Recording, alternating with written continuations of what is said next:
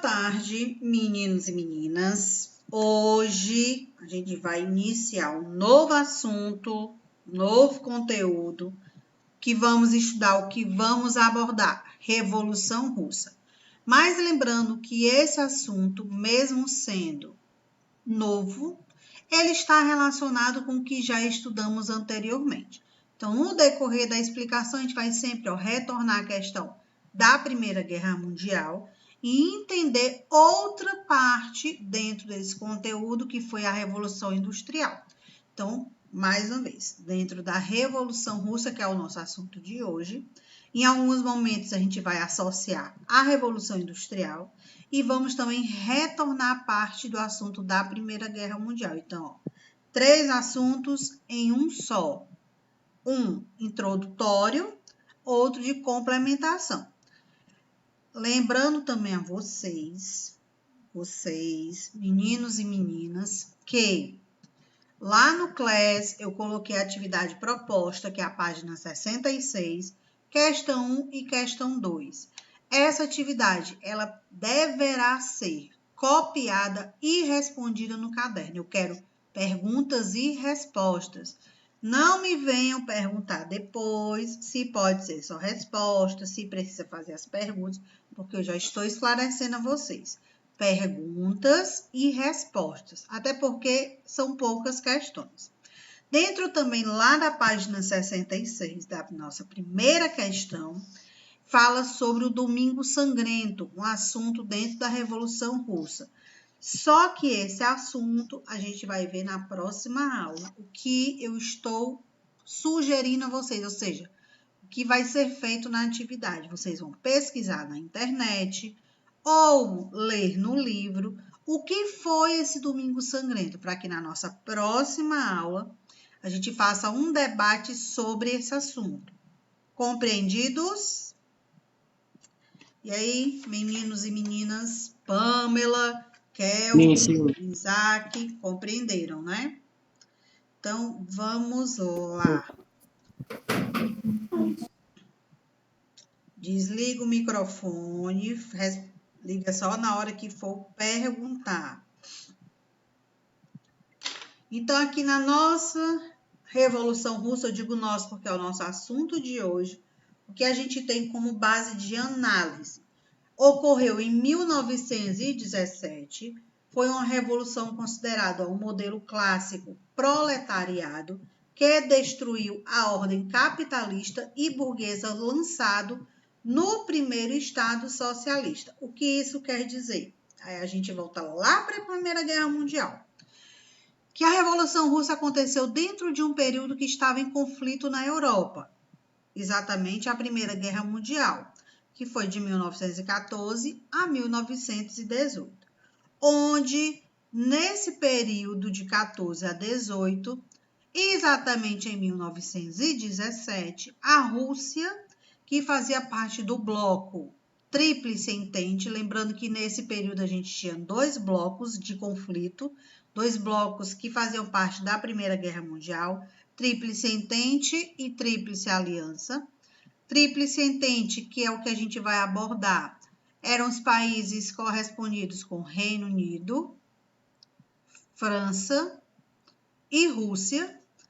Esses 3 países eram aliados na Primeira Guerra Mundial e lá em 1917 a Rússia precisou se afastar da guerra por conflitos que estavam tendo dentro do seu território, problemas esses que a Rússia precisava restabelecer, reestruturar, para evitar que tivesse um golpe de Estado ou que o poder fosse derrubado.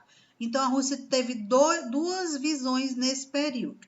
Ou continuava na guerra e perdia força dentro do seu território, ou saía da guerra e tinha o seu território restabelecido. Então, qual foi a visão da Rússia? Sair da guerra, da Primeira Guerra Mundial, e contornar o problema dentro do seu país, que eram os movimentos, os protestos, as rebeliões, ou seja, a revolução. Nesse período de 1917, a gente viu nas nossas aulas anteriores que, após a saída da Rússia, dentro da Tríplice Entente, um novo país entrou como aliado do Reino Unido e da França. Que país foi esse? os Estados Unidos. Mas ele só entrou nesse conflito porque a Rússia saiu? Não. Independente da Rússia sair, os Estados Unidos já iria fazer parte da Primeira Guerra Mundial em 1917. Por consequência de uma ação causada pela Alemanha, que a ação foi essa, a Alemanha atacou os navios americanos, navios comerciais, ou seja, não eram navios de guerra. Estados Unidos não estava nessa guerra. Nesse período, ele transportava mercadorias para o Reino Unido e para a França. E aí, em um desses transportes pelo Oceano Atlântico, os alemães atacaram os navios americanos. Por conta disso, os Estados Unidos entrou na Primeira Guerra, apoiando o Reino Unido e França. E em 1918, a Primeira Guerra Mundial chega ao fim, tornando o grupo da Tríplice Entente como um bloco de vencedores, porque os Estados Unidos entrou com mais força, um país fortalecido, ajudando o Reino Unido e França a vencer. Então, a gente pode dizer que lá na Primeira Guerra, o grupo vencedor foi a Tríplice Entente, formada inicialmente por Reino Unido, França, Rússia, e depois entrando nessa guerra, os Estados Unidos. Daí, em 1917 até então, a Rússia começou a ter esses conflitos. E um dos principais motivos do conflito foi o quê? O proletariado, ou seja, a classe trabalhadora, os operários das empresas, das indústrias, eles estavam agindo contra uma ação burguesa, que a ação burguesa era essa, estavam implantando o processo de mecanização nas indústrias russas, só que a partir do momento que eles passaram a implantar essas empresas, passaram a introduzir um sistema capitalista. E os trabalhadores, os operários, eles não aceitaram. Por conta disso, teve o protesto. Então, eles reivindicaram, eles lutaram para que as fábricas não introduzissem a mecanização, porque a partir de que fizesse isso, o que ia acontecer? Eles iriam ser substituídos pelas máquinas. Então, os operários iriam perder. E como sistema socialista e sistema comunista político, socialista econômico, como os dois têm uma única visão, que é beneficiar o povo, trabalhar no coletivo e pensar no bem-estar de todos, eles não concordavam com essa implantação do sistema capitalista. Então, começaram a questionar. E por que também houve esse questionamento em 1917? Porque eles perceberam que lá na Europa, alguns países já estavam tendo um processo de desgaste com uma nova revolução. Que revolução foi essa? A industrial. Quais foram os principais países? Inglaterra, França, Alemanha. Foram os 3 países que os russos analisaram a situação dos operários. Inglaterra, que deu início à primeira revolução industrial, foi o pioneiro a introduzir a mecanização nas fábricas, substituindo a mão de obra pelas máquinas. Segunda revolução industrial, segunda fase, entra como concorrência da Inglaterra, França e Alemanha. Então, quando os operários da Rússia ficaram sabendo que os operários desses países europeus estavam perdendo força dentro das empresas, estavam deixando de ter dinheiro para sustentar suas famílias, para pagar aluguel, para comprar o alimento por conta de máquinas que estavam sendo introduzidas, eles começaram a dar início ao processo de Revolução Russa. Em que ano? Em 1917. Essa parte que eu falei, vocês tiveram algo a dúvida ou deu para compreender? E aí? Deu. Deu? Mas é assim um deu para compreender, porque vou só dizer que compreendi para ela continuar, ou é porque realmente compreendeu? Entendi, Deu para entender, tia. Deu. Então, aqui dentro do processo da Revolução Russa, a gente vai ver algumas coisas na aula de hoje e a continuação sobre esse assunto na nossa próxima aula. Porque, quando eu digo nossa próxima aula, é próxima segunda-feira. Porque tem uma informaçãozinha para vocês. Sexta-feira agora, dia 19, Tem aula? Não, não tem. Sabe por quê? Porque é feriado. Então, significa que todas as suas aulas de sexta-feira, gravadas ou ao vivo, não vão ter. Então, o conteúdo de sexta vai ficar para quando? Para a próxima semana. E aí vem a questão lá do Domingo Sangrento, que é da página 66, a questão 1. Que a gente ia abordar na sexta, a gente vai abordar na próxima segunda. E para os que chegaram atrasados, só recapitulando. A primeira questão vocês vão ter que pesquisar na internet ou ler o capítulo do livro para colocar informações sobre o Domingo Sangrento, que na próxima aula a gente vai abordar sobre ele e vai ter um debate, questionamento sobre o assunto. Então, vocês precisam já ter essa informação para compreender o que eu vou estar falando. Entenderam agora? Senhor Edival, compreendido? Edival? Ficou com medo. Bora lá. Dentro da nossa Revolução Russa, eu digo nosso porque é o assunto que estamos estudando, temos a questão do absolutismo e do regime czarista, que é o que vamos ver na aula de hoje.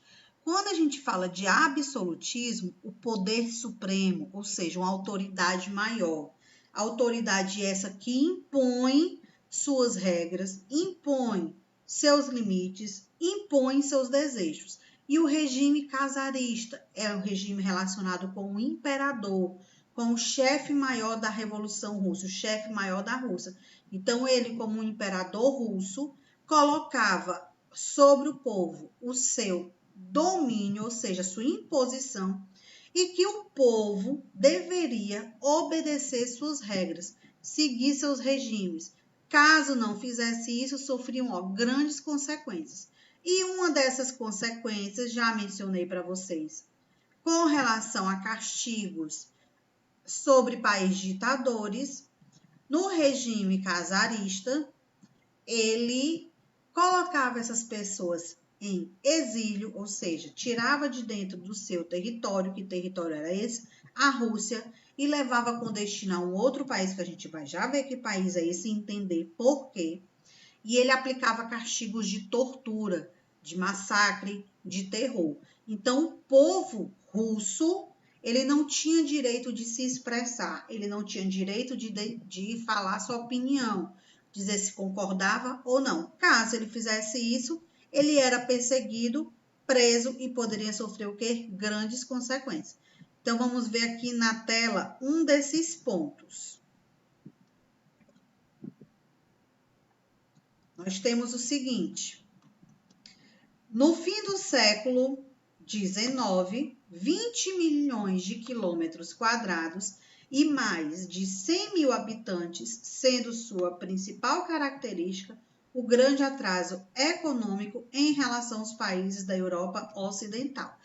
Esse ponto que eu falei para vocês é especificamente a característica da Rússia. Então, é um território de aproximadamente 20 milhões de quilômetros quadrados. Tem como mais de 100 milhões de habitantes, lembrando a vocês que esses dados não é de hoje, é com relação lá na Revolução Russa, em 1917, então foi durante esse período, não associe com hoje. Certo que o território da Rússia hoje é considerado o maior em extensão territorial, ou seja, o maior em quantidade de terras, mas essa informação que eu estou passando para vocês é lá de 1917, do período da Revolução. Então, a Rússia era considerado um país com um atraso na economia e na industrialização, e esse atraso ocorria exatamente por consequência do proletariado, ou seja, dos trabalhadores, dos operários, não aceitarem o sistema capitalista sendo colocado em prática nas indústrias, não aceitarem a mão de obra ser substituída pela máquina. Por conta disso, por conta de um sistema socialista, eles tiveram o seu processo econômico tardio, ou seja, ficaram atrás dos outros países desenvolvidos. Lembrando também que a Rússia ela é um país desenvolvido, mas comparado com os outros, a sua economia não é de grande potencial. Por isso que a Rússia, Aí eu vou vir para cá. Por isso que a Rússia faz parte da união junto com outros países chamado de BRICS. Brasil, Rússia, Índia, China e África do Sul. Desses 5 países, tirando a Rússia, 4 são países subdesenvolvidos. Brasil, Índia, China e África do Sul. Esses 4 países, junto com a Rússia, eles se uniram para ter uma economia maior e ser comparada com a dos países desenvolvidos, ou seja, se tornarem competitivos. Aí vocês devem estar se perguntando, mas a Rússia não é desenvolvida? Sim, mas o desenvolvimento dela comparado com o Japão, com os países europeus, com os Estados Unidos da América, com os países da Oceania, em comparação com os outros países, ela tem uma economia mais baixa. Então, para concorrer com esses países, ela se uniu com os países subdesenvolvidos. Todos os países? Não. 4. 4 que são considerados subdesenvolvidos, mas que podem passar a se tornar desenvolvidos, ou seja, são chamados de países emergentes. E quem deu o pontapé, o início para a união desses países foi um país chamado Brasil, lá no governo Lula. Foi ele que lançou essa proposta para os países emergentes, convidou a Rússia porque se tornou um grande aliado do Brasil, lá no governo do Lula, e diante disso a economia desses países começaram a crescer. Aí agora você deve estar se perguntando. Então, a gente teve um processo durante um anozinho atrás que o Brasil poderia ser aliado dos Estados Unidos numa possível terceira guerra mundial e contra a Rússia. Como é que a senhora está falando, como é que a professora está falando que o Brasil e a Rússia são aliados com relação à economia? Economicamente, lá no governo do Lula, de lá para cá, foram sofrendo muitas modificações. Mas o Brasil e a Rússia ainda têm parcerias comerciais. Mas quando se fala de parceria política e militar, Brasil e Rússia não são aliados. Pelo contrário, o Brasil não é aliado da Rússia, ele é aliado dos Estados Unidos, que é o principal inimigo da Rússia. Então, a gente precisa analisar sempre as situações. Economicamente, Brasil e Rússia são aliados. Politicamente e militarmente, não são aliados. Então, uma possível guerra, Brasil fica do lado de quem? Dos Estados Unidos. E fica contra quem? Contra a Rússia. Compreendida essa questão? E aí? Sim. Meu povo, vocês estão aí? Eu tô. Não para. Sim. Sim. E aí, dentro desse processo, os trabalhadores, os operários lá da Rússia, eles perceberam que 3 países da Europa Ocidental, lembrando a vocês que quando estudamos lá na Guerra Fria, os países do mundo eles eram divididos em capitalistas e socialistas. O lado capitalista era conhecido como lado ocidental e o lado socialista como o oriental.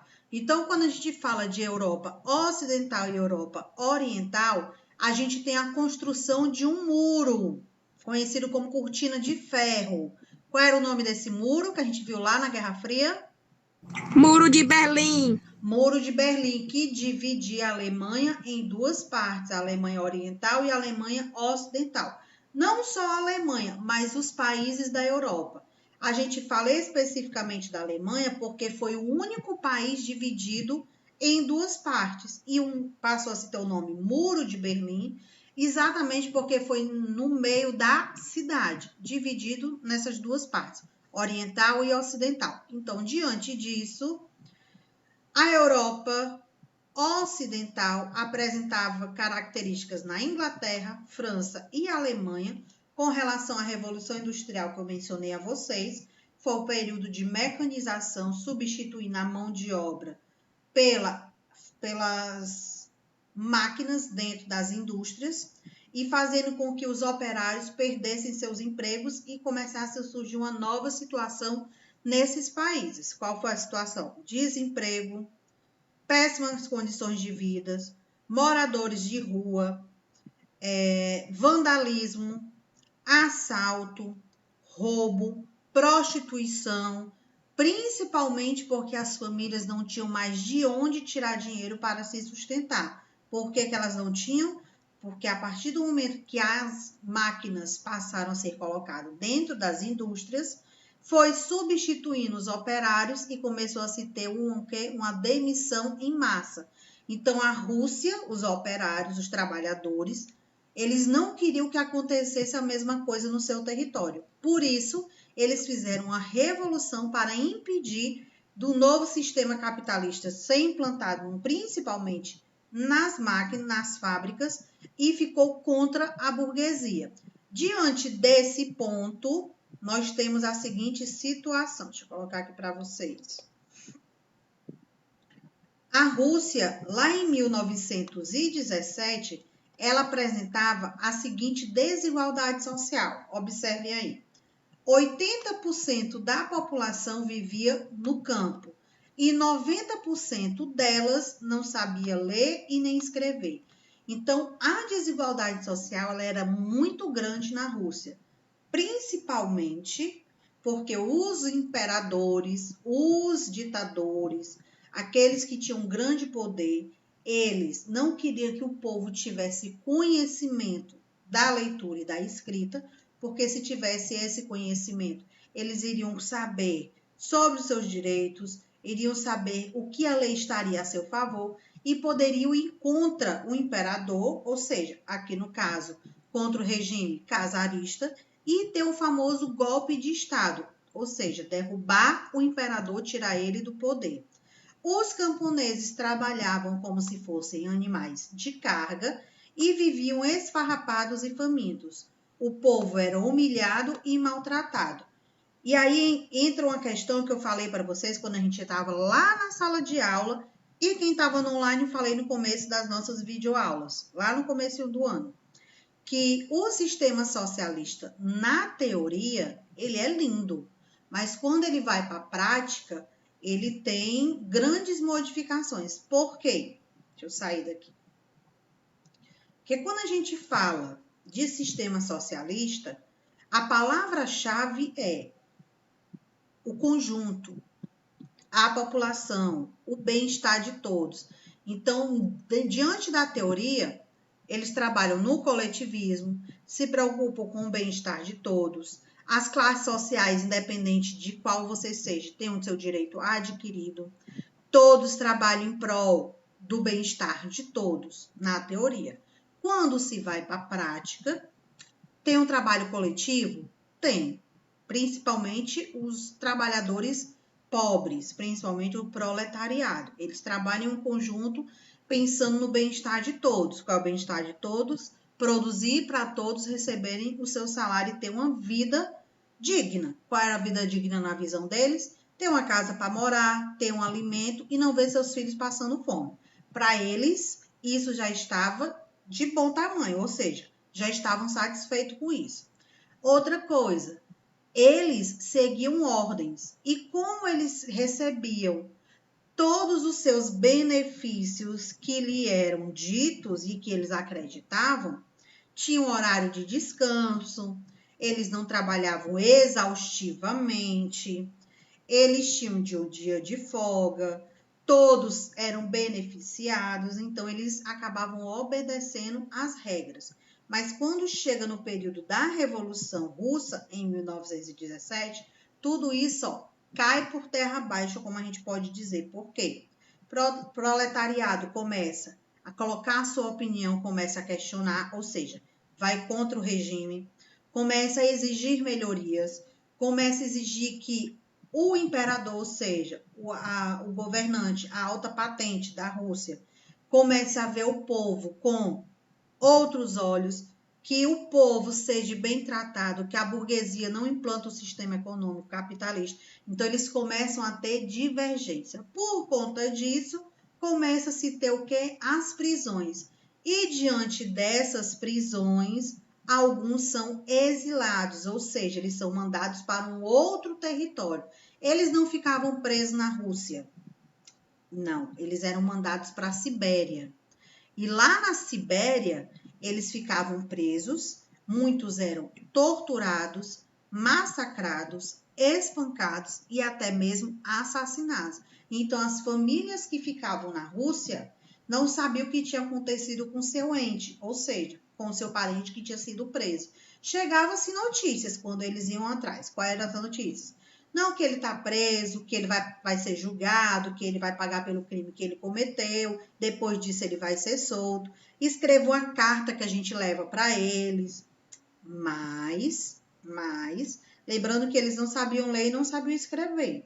Se eles não sabiam ler nem escrever, então tinha sempre um mensageiro que escrevia o que a pessoa falava, ou seja, o que a esposa, o pai, a mãe ou o filho, dependendo de quem fosse, quisesse passar a mensagem.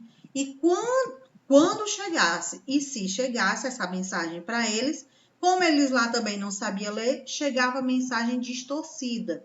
Então, muitos deles já estavam mortos e as famílias não sabiam. Outros sofriam castigos. Que tipos de castigos? Que eu já mencionei em aulas anteriores para vocês. Eles eram amarrados e colocados de cabeça para baixo em água quente, levavam choques, tinham os dedos quebrados por marteladas, eram os dedos arrancados com alicate, as partes íntimas costumavam ser cortadas, davam choque nas partes íntimas. Muitas vezes eles acabavam morrendo também de doenças que eles adquiriam, porque ficavam num espaço úmido, não tinha sol, com ratos, baratas, a alimentação não era adequada e ainda tinha um outro problema, que era os locais que eles ficavam costumava ser próximo dos mares. Então, quando a maré começava a encher, na parte de cima tinha uma grade, apenas um buraco para iluminação. Quando a maré começava a encher, a água ia caindo dentro do espaço que ele estava. Então, muitos morriam afogados. Era uma forma do imperador Caesar, ou seja, do regime czarista, era uma forma dele não se sentir culpado por uma morte. Então, para ele, essa era uma das punições que ele conseguia ficar, vamos dizer assim, em paz com o que havia acontecido. Compreendido? E aí, meu povo? Compreendido? Sim, sim. Nenhuma dúvida? Não. Não. Então, pegando o último tópico da nossa aula de hoje, nosso último tópico, nós temos o seguinte: Ocidente europeu, os regimes eram liberais. O que é esse Ocidente europeu? Que os países capitalistas, o regime ele era liberal. As pessoas poderiam comercializar, poderiam fazer parcerias comerciais, poderiam expressar a sua opinião, colocar o preço no comércio do valor que ele achava melhor para você, então tinha a competitividade. Já nos países orientais, que era o sistema socialista, países altamente ditadores, não tinha essa posição, ou seja, não tinha essa liberdade. A Rússia, por exemplo, que é o nosso país da aula de hoje de estudo, era um absolutista, tinha um império autocrático e o seu principal imperador, seu principal governo era Caesar Nicolau II, que foi nesse período que surgiu o regime czarista, o regime de ditador, o regime onde o povo não tinha direito de expressar a sua opinião, ou seja, não era livre. Nicolau ele recusava conceder a seus súditos um governo constitucional e parlamentar. Quem eram os seus súditos? Eram aqueles que estivessem abaixo do seu poder. Entrava a burguesia, entrava a classe proletariada, entravam os camponeses. Mas muitos dos burgueses ficavam do lado dele, exatamente para ter apoio financeiro.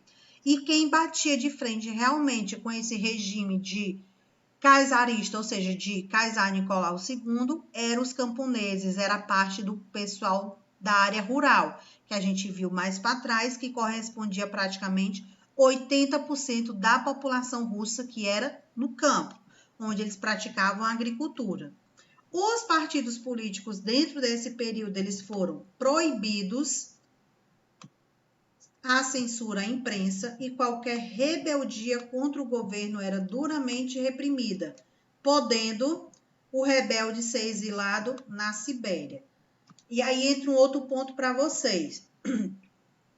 Dentro da Primeira Guerra Mundial, dentro do assunto lá da Primeira Guerra Mundial, que a gente estudou, um dos motivos da guerra era a questão do imperialismo no continente africano e no continente asiático. O que foi esse imperialismo? Os países europeus e a Rússia queria ter domínio de maior quantidade de territórios, tanto na África como na Ásia, para que eles fossem colônia do seu país, ou seja, os países da Europa e a Rússia seriam metrópoles, os países da África e da Ásia seriam colônias, da mesma forma que ocorreu com o Brasil e Portugal.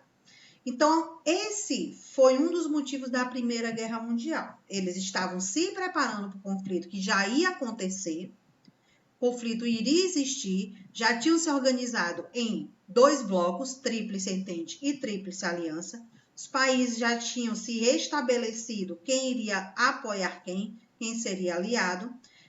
Já estavam estudando a questão das terras, das fronteiras, como iria ficar dividido e quem iria ficar encarregado por cada setor, quando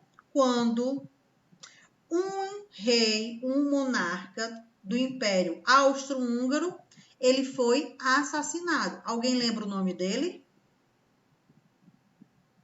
E aí? Não, né? Não.